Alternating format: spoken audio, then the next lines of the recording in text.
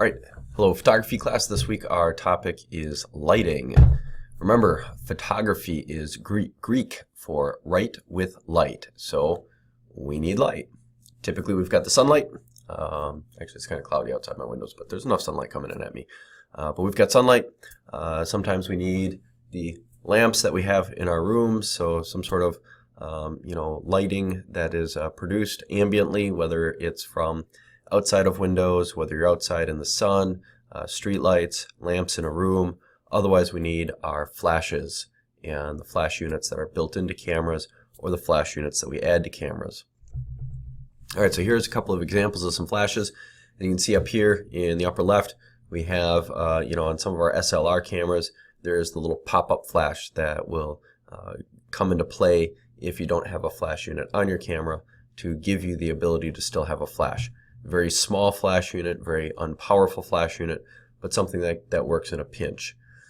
Otherwise, with our SLR cameras, typically we have, our detachable flash and the flash unit that attaches to the top of the camera. Now, the flash unit that is pop-up flash is kind of comparable to your flashes on your point-and-shoot cameras. Even your cell phone cameras these days, they have a little LED flash on them, it seems like. This flash down here, the flash attachment, a little more powerful, a little more control over it, even to the point where you can actually adjust how powerful you want that light bulb to go off, depending on the unit.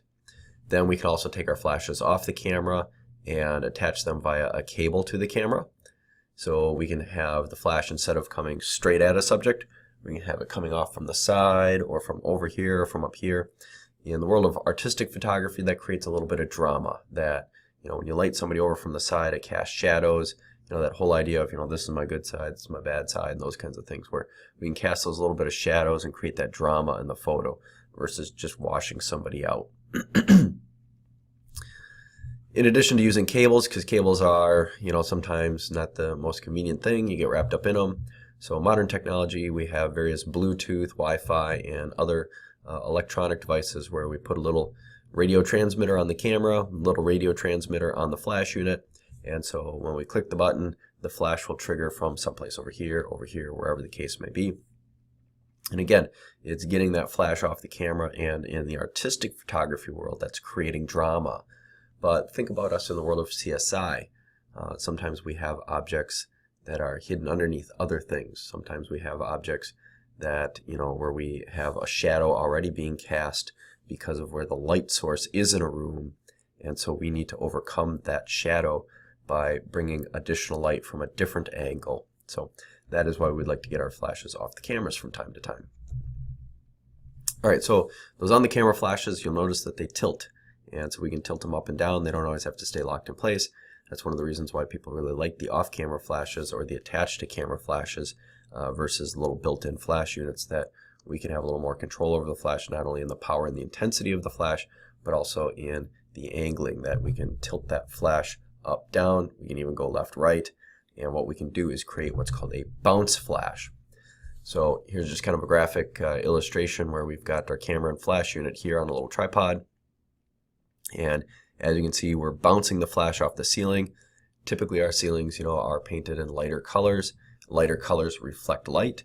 And so now, instead of if this flash was just going this way, it would bounce off of this, painting, this picture, and you would just have a hot spot here and the rest of the room wouldn't be lit up very well, versus because we're bouncing it off the ceiling, the light goes back down and creates illumination across the whole room. So we don't end up with some weird shadows, light areas, dark areas, what we sometimes refer to as a hot spot, and then, a darkened part of the photo. So this creates a better exposure for us.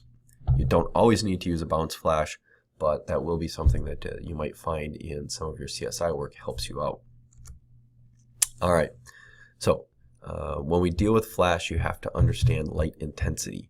The closer your flash unit is to the subject, what you're taking a photo of, the more intense the light will be. There's a little inverse square law that basically says as we go out distances from the flash unit or from the light source, you will have a reduction in the percentage or the power of the light. So as we can see here, we get about 100% of the light here.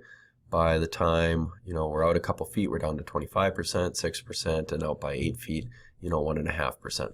There's a couple different formulas for the inverse square law. I'm not going to make you memorize those formulas. A lot of our systems these days, we have the light meters we talked about previously. Those help us with determining some of our flash settings.